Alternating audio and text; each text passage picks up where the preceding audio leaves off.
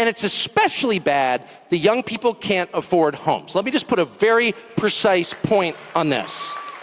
If you want a measure of how your economy is doing, GDP, no, I don't know what even that is, the total economic activity. Oh, no. My measure is really simple. I got a bunch of kids, can they afford houses with full-time jobs at like 27, 28? And the answer is no way. And the answer is that 35-year-olds with really good jobs can't afford a house unless they stretch and go deep into debt. That's a complete disaster. Why? Two reasons. One, if people don't own things, they don't feel ownership of the country they're in. And the country gets super volatile because people feel like they've got nothing to lose. When you have a lawn, trust me, you're thinking long term. Second, it's really hard to have a family without a house. It's like super fun to live in an apartment if, there's like a bar downstairs, you're in a cool neighborhood. I'm in East Village, it's so cool. So you're not gonna have 3 kids there, you can't. Nobody wants to raise their kids in that neighborhood. Nobody wants to raise their kids in an apartment. People do it because they have to. Nobody wants to. People want a little house, not some McMansion, just a little normal house.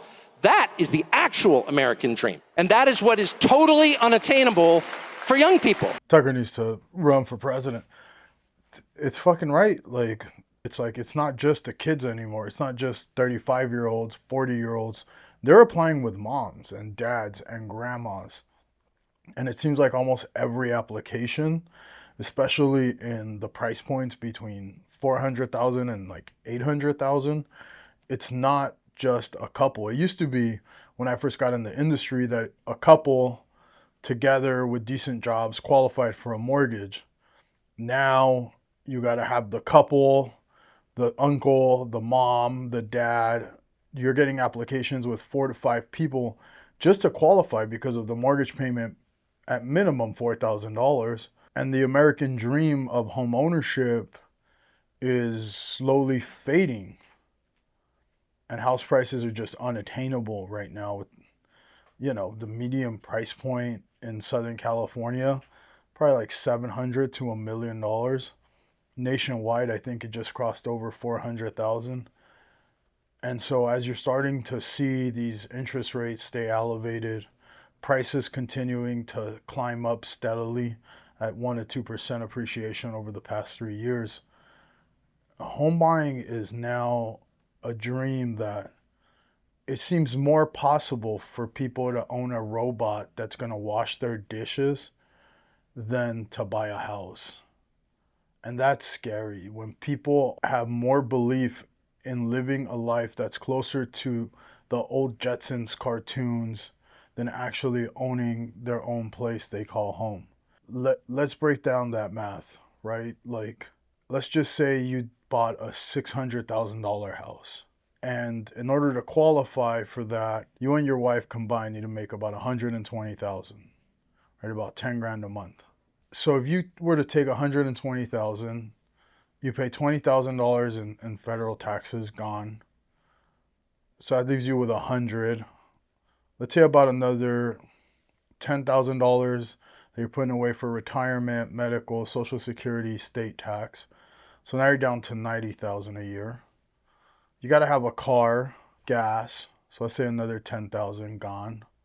So now you're down to $80,000. Another $20,000 just for living expenses, and that's living moderately. So now you're down to $60,000.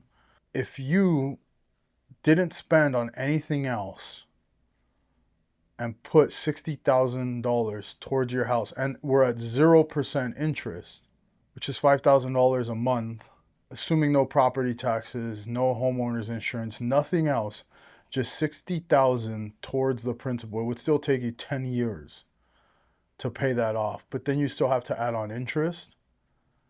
And what the banks don't tell you is all the interest is charged up front on an amortization schedule. You got to have the property taxes. Property taxes are $600 to $1,000 in some areas on a $600,000 house. I mean, you go back to our equation where we had 60. Once you take out $10,000 for property taxes, $2,000 for homeowners insurance, how much are you paying in interest over the first 10 years? Probably about $200,000-$300,000. I mean, the American dream just doesn't exist. You're never going to be able to pay off your house at the rate that we're going. People aren't going to be able to buy, and people are going to be stuck being renters. And when you have renters and people don't own their house and they don't own a piece of the country that they live in, that's when you get chaos. That's when they go out and they riot and they burn things and they burn flags and they burn down people's businesses and they break windows and they rob because they're desperate.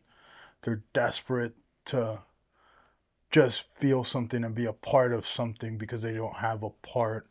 They don't own a part of the country or the community that they live in, so they don't care that they're willing to trash it. This is how civilizations like Rome fell. When this gap between the bourgeoisie and the proletarians grew so wide that the proletarians had no choice but to fight.